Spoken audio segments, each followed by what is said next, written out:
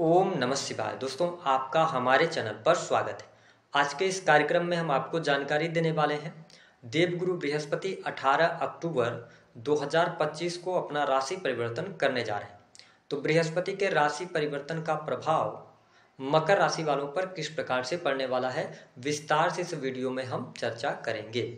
तो यह वीडियो आपके लिए बहुत ही महत्वपूर्ण और खास है, आप इसे अंत तक जरूर देखिएगा। मकर राशि वालों, आइए सबसे पहले ये जानते हैं कि बृहस्पति का गोचर किस राशि में और कब से लेकर कब तक के लिए हो रहा है।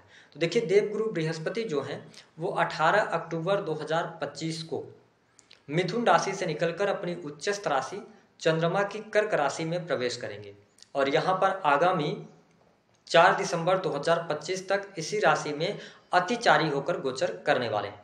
हालांकि बृहस्पति ग्रह 11 नवंबर 2025 को कर्क राशि में ही वक्री हो जाएंगे। जैसा कि आप सभी जानते हैं कि बृहस्पति बहुत ही शुभ ग्रह माने जाते हैं, इन्हें देवताओं का गुरु भी कहा जाता है। देवगुरु बृहस्पति ज्ञान, धर्म, शिक्षा, संतान, संतान का सुख समृद्धि, वृद्धि, इसके साथ ही स्त्रियों के संपूर्ण वैवाहिक जीवन की जिम्मेदारी बृहस्पति ग्रह के पास होती है। बृहस्पति शिक्षा के साथ साथ बैंकिंग सेक्टर, फिनांस का सेक्टर, जुडिशरी, लॉ को भी प्रभावित करते हैं।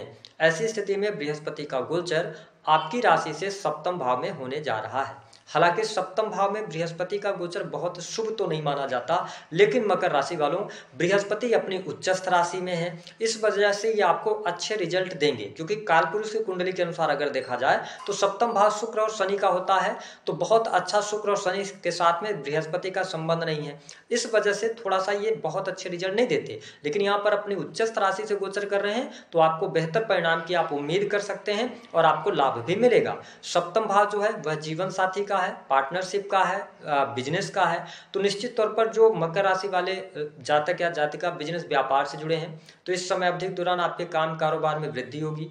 न्यू स्टार्टअप आप कर सकते हैं, नए कार्य व्यवसाय की आपकी शुरुआत के लिए यह समय अच्छा रहेगा। पहले से यदि आप पार्टनरशिप में कार्य कर रहे हैं तो पार्टनरशिप से लाभ होगा। अगर कोई मिसअंडरस्टैंडिंग चल रही थी तो वह दूर होगी और न्यू बिगनिंग आपके लिए होती नजर आएगी। लाभ के योग बनेंगे, कार्य व्यवसाय में रुके हुए पेंडिंग पड़े हुए कार्य आपके बनेंगे। अब देखें, सप्तम भाव से जब बृहस्पति का गोचर हो रहा है तो आपका एजुकेशन से जुड़ा हुआ बिजनेस है, जैसे आप स्कूल चलाते हैं, कॉलेज चलाते हैं, ऑनलाइन कोचिंग का काम करते हैं, तो यह समय अच्छा है। इसके अतिरिक्त जो लोग स्टेशनरी वगैरह का काम करते हैं तो उनके लिए भी यह गोचर अच्छा रहने वाला है।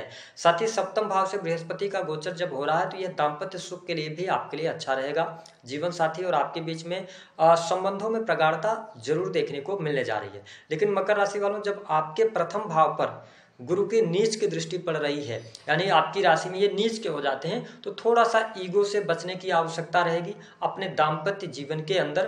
क्योंकि हो सकता है कि आप अपने जीवन साथी में कई कमियां आपको नजर आए। तो ऐसी स्थिति नहीं है, जब हम किसी सामने वाले पर कमियां निकालते हैं तो कई बार 4 उंगली अपने तरफ होती है। तो इस बात को ध्यान रखें, बाकी चीजें आपके लिए अच्छी रहने वाली हैं।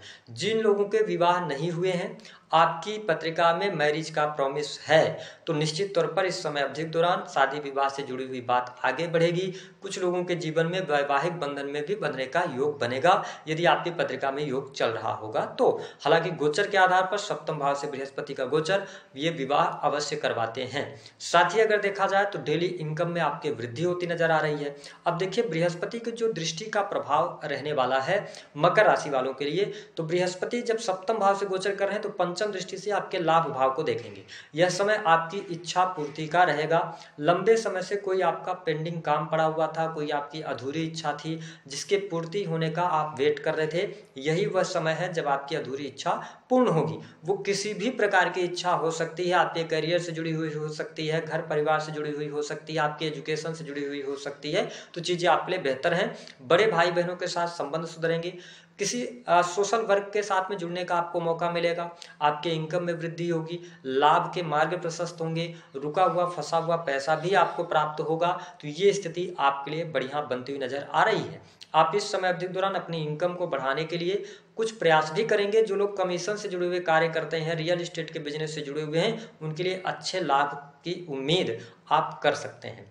साथ ही देवगुरु बृहस्पति की जब दृष्टि आपके प्रथम भाव पर पड़ रही है, अब देखें, आप शनि की 7.5 से भी मुक्त हो चुके हैं, तो प्रथम भाव पर बृहस्पति की जब दृष्टि पड़ेगी तो ये आपकी नॉलेज में वृद्धि करेंगे, आपके ज्ञान में वृद्धि होगी। लेकिन यहाँ पर स्वास्थ्य को लेकर थोड़ा सा सचेत रहना होगा। मकर राशि वालों, आपको अपने खान पान पर नियंत्रण बनाए रखने की आवश्यकता रहेगी, क्योंकि इन 2 महीनों में आप लगभग 46 दिनों में आप देखेंगे, लगभग 1.5 महीने में, कि आपका वजन बढ़ने लग जाएगा। तो आपको अपने खान पान पर नियंत्रण रखना है और साथ ही पेट से जुड़ी हुई समस्या ना हो, इस बात का थोड़ा सा आप नोटिस करके चलने का प्रयास कीजिएगा। हालांकि आपकी ख्याति मान सम्मान के लिए समय अच्छा है, पद धन के वृद्धि के लिए भी समय अच्छा रहेगा। जो लोग नौकरी पेशा जीवन में हैं उनके लिए भी गुरु का गोचर अच्छा साबित कहा जा सकता है, अच्छा होगा।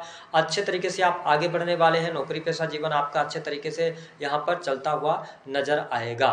इसके अतिरिक्त अगर देखा जाए तो देवगुरु बृहस्पति की जो दृष्टि का प्रभाव है, नवम दृष्टि से आपके 3rd हाउस को देख रहे हैं, तो आपकी ये रिलेशन यानी छोटे भाई बहनों के साथ रिलेशन अच्छे होंगे। जो लोग सेल्स का काम करते हैं, मीडिया क्रिएटिव फील्ड से जुड़े हैं, यूट्यूब ब्लॉगिंग वगैरह का कार्य करते हैं, फ्रीलांसिंग, डिजिटल मार्केटिंग, तो इन सभी क्षेत्रों में प्रगति आपको देखने को मिलती हुई नजर आएगी। साथ ही जो लोग टूर एंड ट्रेवल का काम करते हैं, या आपका कोई भी ऐसा कार्य क्षेत्र है जिसमें ट्रेवलिंग आपकी ऐड होती है यानी ट्रेवलिंग जुड़ी हुई होती है, तो इस समय अवधि के दौरान आपको लाभ मिलेगी। जो लोग आर्किटेक्ट वगैरह हैं उनके लिए भी अच्छा समय कहा जा सकता है। मकर लग्न और मकर राशि वालों के लिए लाभ की दृष्टि से यह गोचर अच्छा रहेगा। शादी विवाह तय नहीं हुआ तो शादी विवाह तय होने के योग आपके लिए बनते हुए नजर आ रहे हैं। हालांकि आपको स्पष्ट कर दें कि इस समय अवधि के दौरान आपको अपने संचित धन का ध्यान रखने की आवश्यकता रहेगी और थोड़ा सा अपने वाणी पर आप नियंत्रण बनाए रखिएगा। क्यों? क्योंकि अगर देखा जाए तो 2nd हाउस से आपके लिए राहु का गोचर हो रहा है। तो जब राहु 2nd हाउस से गोचर कर रहे हो, देवगुरु बृहस्पति केंद्र से गोचर कर रहे हैं, तो ऐसी स्थिति में इस बात को नोटिस कीजिएगा कि आप किसी को पैसा वगैरह उधार नहीं दीजिएगा। अगर आप पैसा देंगे उधार तो वो कहीं न कहीं से फंसेगा। और खान पान पर नियंत्रण बनाए रखने की आवश्यकता रहेगी।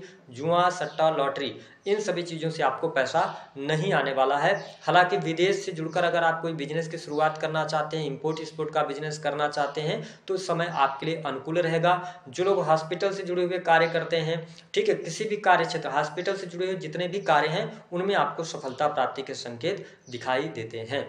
उपाय क्या करना रहेगा? देखिए, गुरु 7म भाव से गोचर कर रहे हैं, तो हम ये कहेंगे कि आप जितना ज़्यादा पोलाइट रहेंगे, ठीक है, जितना ज़्यादा अपने आप को संयमित करके चलेंगे उतना बेहतर रहेगा। और दूसरी बात ये रहेगी कि जब केंद्र से गुरु का गोचर हो रहा है तो अपने कर्म पर ध्यान रखिए, ठीक है। आप भाग्य के भरोसे नहीं बैठिए, आपको कर्म करना पड़ेगा, मेहनत करनी पड़ेगी। मेहनत अगर आप करते हैं तो आपको लाभ जरूर देखने को मिलेगा। उपाय के तौर पर शनि के उपाय आप करिए तो आपके लिए ज़्यादा बेटर रहेंगे, क्योंकि यहाँ पर संघर्ष शनि की वजह से थोड़ा बहुत बढ़ेगा, क्योंकि शनि 3rd हाउस से गोचर कर रहे हैं। तो मैं ये कहूँगा कि अपने अनुभव के आधार पर डिसीजन लीजिएगा इस समय अवधि के दौरान, और शनि से रिलेटेड उपाय आप कीजिएगा, ठीक है। गरीबों की मदद कर दीजिएगा, या बहुत ज़्यादा प्रॉब्लम्स आपके जीवन में चल रही हैं तो आप शनिवार के दिन कॉइन्स का दान करना शुरू कीजिए, तो निश्चित